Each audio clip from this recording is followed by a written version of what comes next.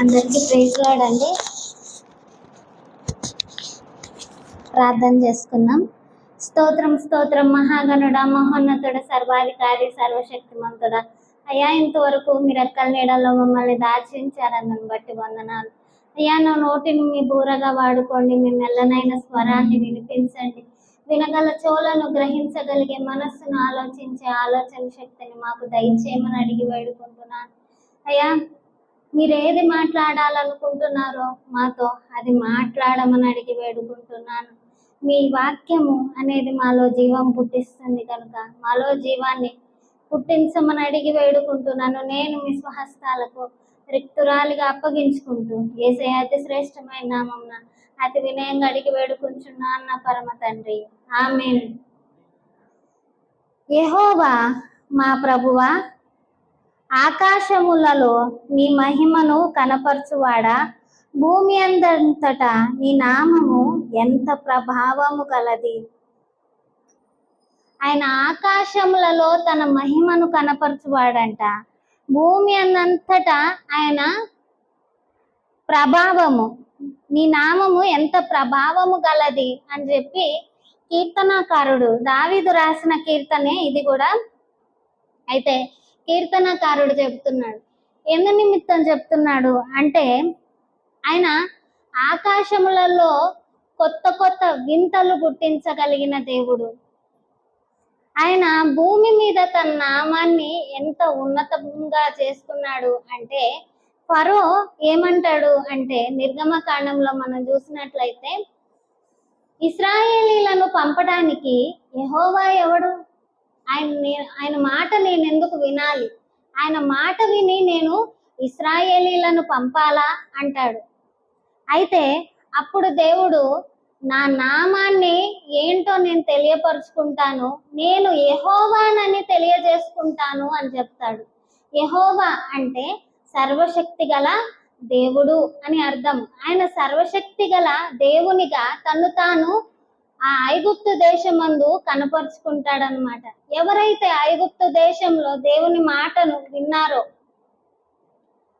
వాళ్ళు రక్షింపబడినట్లు మనం చూడగలుగుతాం.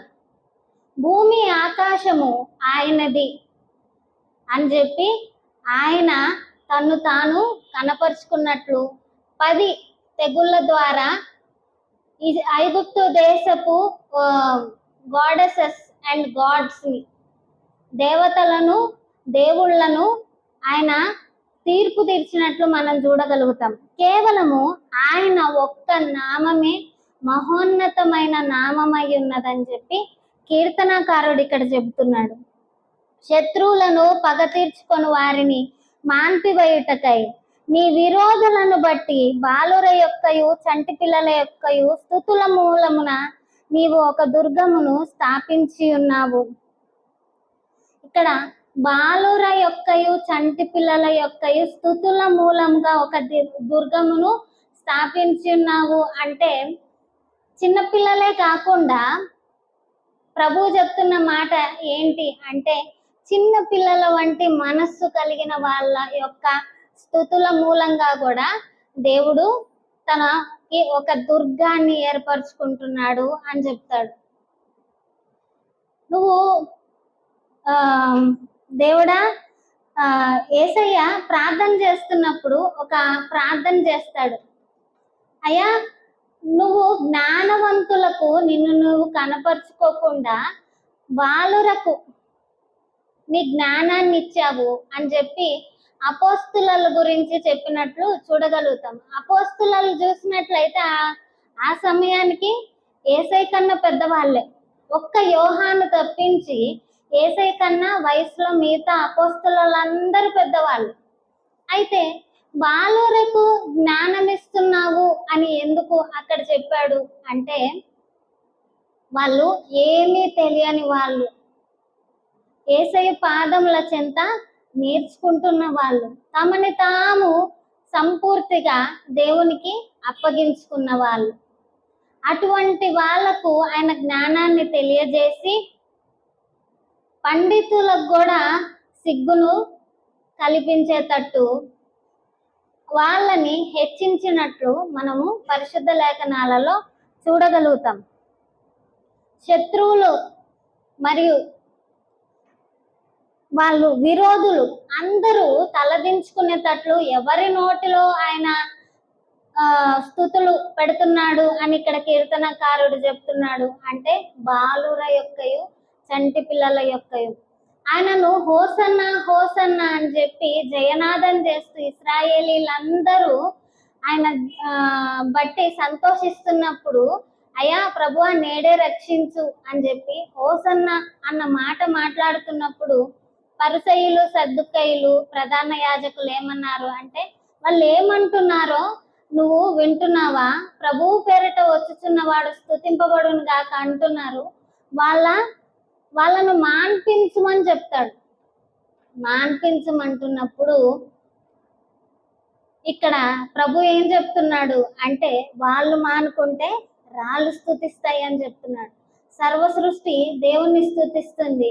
చంటి పిల్లల నోటిలోను బాలుర యొక్క నోటిలోను దేవుడు ఈ దినాన స్థుతులు పెట్టి ఉన్నాడు. ఆయన అంత్యదినంలో ఆయన ఆత్మను కృమ్మరిస్తానని చెప్పాడు. అంత్యదినంలో ప్రతి ఒక్కరి మీద ఆయన ఆత్మను కృమ్మరిస్తున్నాడు. తను తాను కనపరుచుకుంటున్నాడు. స్థుతుల మూలంగా ఒక దుర్గాన్ని, అది కూడా ఆ దుర్గము ఎటువంటిది అంటే అపవాది పడవేయలేని పడగొట్ట జాలని ఒక గొప్ప దుర్గాన్ని ఆయన స్థాపించుకుంటున్నాడంట. ఈరోజు మన నోర్లు దేవుణ్ణి స్తుతిస్తున్నాయా? మనల్ని మనము ప్రశ్నించుకుందాం. చిన్న చిన్న పిల్లలు చిన్న చిన్న పదాలతో దేవుణ్ణి స్తుతిస్తున్నప్పుడు కానీ, వాళ్ళకి వచ్చి రాని మాటలతో యేసయ్యా అంటున్నప్పుడు కానీ మనకి ఎంత సంతోషం అనిపిస్తుంది. మనల్ని అమ్మ నాన్న అని కానీ ఏమన్నా పేర్లు పెట్టి పిలిచినప్పుడు కానీ మనకి ఎంత సంతోషం అనిపిస్తుంది. అదే విధంగా దేవునికి కూడా తన పిల్లలు ఆయనను పిలుస్తా ఉంటే సంతోషం అనిపిస్తుందంట. ఈరోజు మన నోళ్ళను విప్పి ఆయనను మనసారా స్తుతిద్దాము. నీ చేతి పని అయిన నీ ఆకాశంలోను నీవు కలుగజేసిన చంద్ర నక్షత్రములను నేను చూడగా, నీవు మనుష్యుని జ్ఞాపకం చేసుకొనుటకు వాడే పాటివాడు, నీవు నరపుత్రుని దర్శించుటకు వాడే పాటివాడు. అయ్యా, నువ్వు చంద్రుణ్ణి చేశావు, నక్షత్రాలను చేశావు, సూర్యుణ్ణి చేశావు. సూర్యుడు అంటే ఇక్కడ మనకి చిన్నగానే కనబడుతుంది. దగ్గరికి వెళ్ళే కొంది అది మండుచున్న గోళం వలె ఉంటుంది. దాని దగ్గరికి ఎవ్వరు సమీపించలేరు. చంద్రుని చూసినట్లయితే అది చూడ్డానికి చక్కగా కనబడుతుంది కిందకి, కాకపోతే పైన చాలా పెద్దది, విశాలమైనది. తర్వాత స్టార్స్, ఆ తర్వాత గ్యాలక్సీస్. మరి ఈ యూనివర్స్ అనేది దేవుడు ఎంతో జ్ఞానముతో స్థాపించాడు, ఆయన సృష్టించాడు.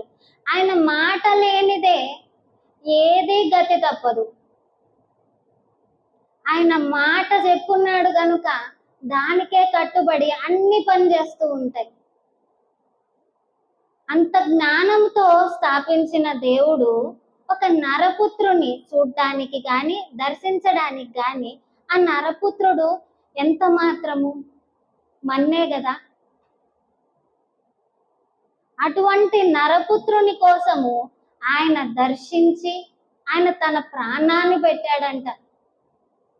ఈ లోకంలో ప్రేమలు అనేవి చల్లారిపోతున్న కాలంలో దేవుని ప్రేమ అనేది నిజమైన ప్రేమగా తను తాను కనబరుచుకుంటున్నాడు.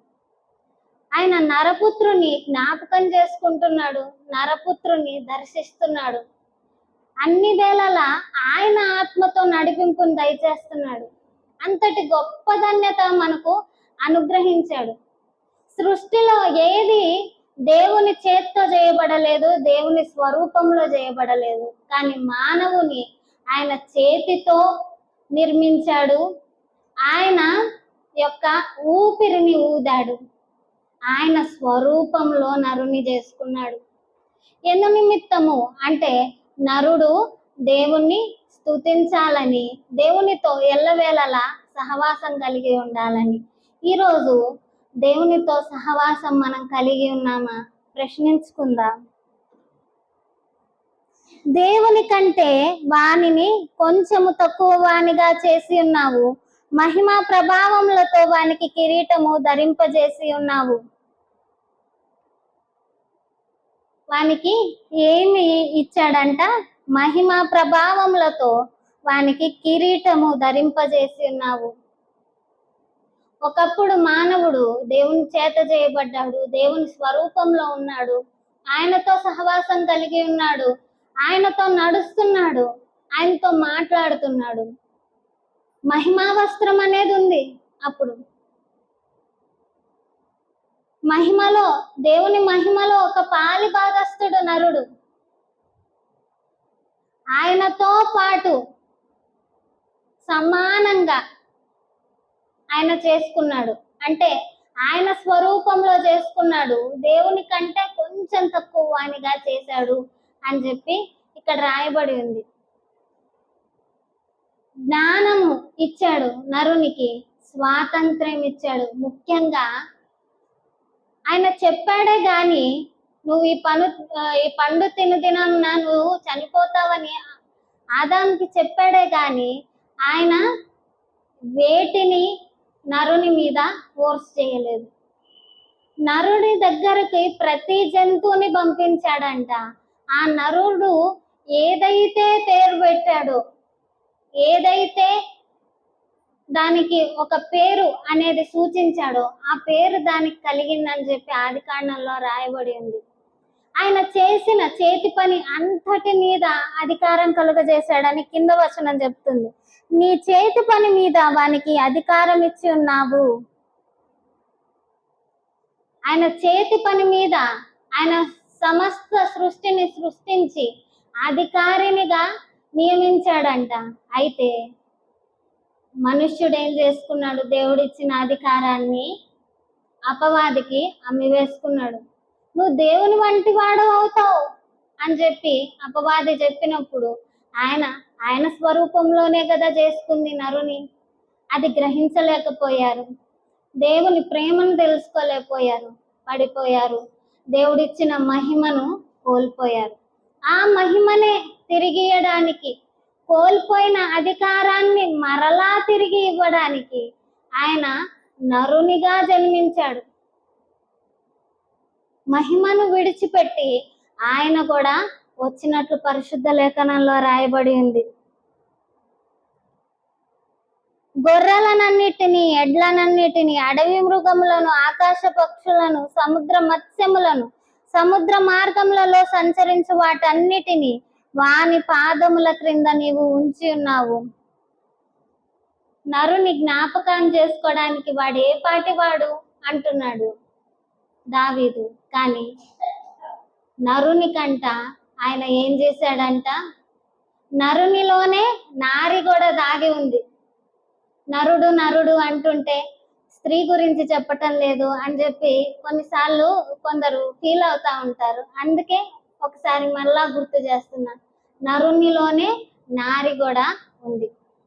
మనుషులను చేశాడు దేవుడు, మనుషులను చేసి వాళ్ళకి అధికారం ఇచ్చాడు.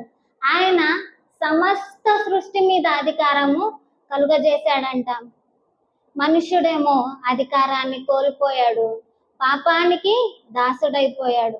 అటువంటి దాసునిగా జీవిస్తున్న జీవితంలో దేవుడు వెలుగును మరలా కలిగింపజేశాడంట. ఇప్పటికీ దేవునికి లోబడకుండా మనం చేసే ప్రతి విషయాలలో దేవునికి ఎంత బాధ చేకూరుస్తున్నాము, దేవుణ్ణి ఎంత బాధ పెడుతున్నాము. మనది వట్టి ఊపిరే కదా. ఒక్కసారి దేవుడు చెటికేస్తే గాలి ఆగిపోతే మనుష్యుడు బతుకుతాడా? బతకడు. నీళ్ళు లేకపోతే బతుకుతాడా? బతకడు. ఆహారం లేకపోతే బతుకుతాడా? బతకడు. ఇంతటి ఆహారాన్ని ఇస్తూ, నీళ్ళని దయచేస్తూ, గాలినిస్తూ, ఒక్క చిన్న పన్ను మనది దెబ్బతింటేనే, దేవుడు నిర్మించిన పన్ను ఒక పన్ను కట్టడానికి 30,000 తీసుకుంటారండి. అవునా కాదా? ఏదన్నా ఆర్గన్ చెడిపోతే ట్రాన్స్ప్లాంట్ చేయడానికి ఇంకా లక్షలలో కోట్లలో అంత అందంగా దేవుడు నరుని సృజించాడంట. అంత శ్రద్ధతో సృజించాడంట. మరి నరుడు ఏం చేస్తున్నాడు? నరులారా, ఎంత కాలము మీరు నాకు చెందవలసిన మహిమను వేరే దానికి ఇస్తారు అంటున్నాడు. నరుడు ఏం చేస్తున్నాడు అంటే, ఒక చెట్టు ఎదిగినప్పుడు ఆ చెట్టును కొట్టి తీసుకొచ్చి ఆ చెట్టుతో చలి కాచుకుంటున్నాడు. ఆ చెట్టుతోనే వండుకుంటున్నాడు. ఆ చెట్టుతోనే ఒక విగ్రహం చేసి, నువ్వే నా దేవుడివి, నువ్వే నన్ను రక్షించు అంటున్నాడు. అతని కళ్ళకు ఎంత అంధత్వం కలిగి ఉంది అంటే, ఆ చెట్టుని విత్తినవాడవు నువ్వే. ఆ చెట్టు పెరిగిన తర్వాత గొడ్డలితో పెట్టి దాన్ని నరికి చలి కాచుకోవడానికి మరియు ఆహారం వండుకోవడానికి ఉపయోగించుకుంటున్నాం. అదే మొద్దును తీసుకువచ్చి దేవతను చేసి ఏదో ఒక రూపం ఇచ్చేసి దానికి నన్ను రక్షించు అంటే ఆ మొద్దు రక్షిస్తుందా? ఆ మొద్దు మాట్లాడుతుందా? వాటికి చెవులుండి వినవు, అవి మాట్లాడలేవు, వినలేవు, గ్రహించలేవు. అటువంటి వాటిని నువ్వే మాకు రక్షకుడివి అని చెప్పి ఈరోజు చాలా మంది మనని మనం మోసం చేసుకుంటున్నాం. ఎంతకాలం ఆ అంధత్వంలో నరుడు జీవిస్తాడు? ఈ సృష్టి అంతా ఒక అధికారం మీద నడుస్తుంది అంటే ఎవరో ఒకరు ఉన్నట్టే కదా దాని వెనకాల.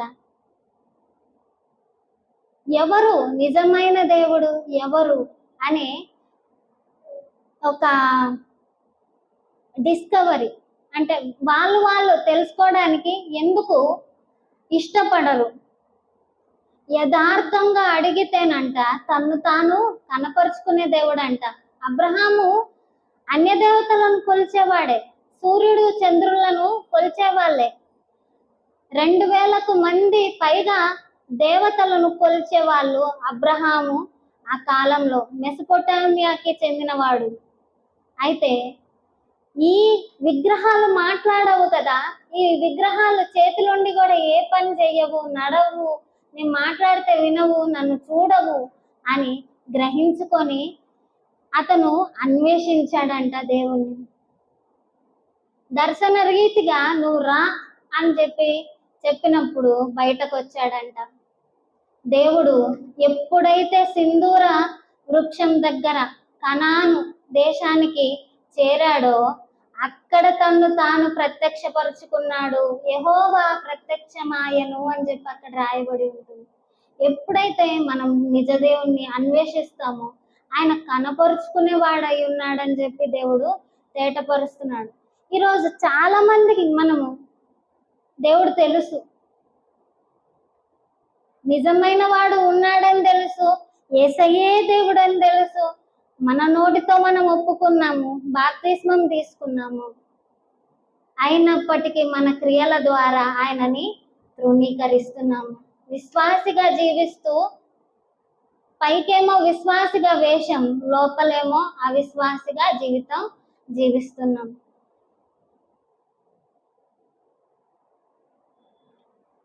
మనల్ని మనం పరీక్షించుకుందాం. యెహోవా మా ప్రభువా, భూమి అందంతటా నీ నామము ఎంత ప్రభావము గలది. నీ నామం ఒక్కటే ప్రభావం కలిగింది. భూమిపైన ఏ నామానికి అంత అధికారం లేదు. నీ నామం వల్లనే రక్షణ, నీ నామం వల్లనే స్వస్థత, నీ నామం వల్లనే ఒక మనిషి రక్షింపబడటానికి ఆస్కారము. పైన ఆకాశం అందే గాని, కింద భూమి అందే గాని, నీళ్ళల్లోనే గాని ఎక్కడా వేరే ఏదీ లేదు. కేవలము ప్రభువైన యేసుక్రీస్తు నామము, అన్ని నామముల కన్నా పైనామము వలనే రక్షణ. అని దేవుడు తేటపరుస్తున్నాడు. ఇవి ఈరోజు విశ్వాసిగా జీవిస్తున్నామేమో, క్రియలు లేవేమో, విశ్వాసం వలన క్రియలు చూపకుండా మనం దేవుణ్ణి బాధపరుస్తున్నామేమో. ఒక్కసారి దేవుణ్ణి అడుగుదాం. ఇంకా పాత రోత బతుకులో జీవిస్తున్నామేమో, దేవుణ్ణి అడిగి మన జీవితాన్ని సరి చేసుకుందాం. దేవుడి వాక్యాన్ని దీవించునుగాక. ఆమేన్.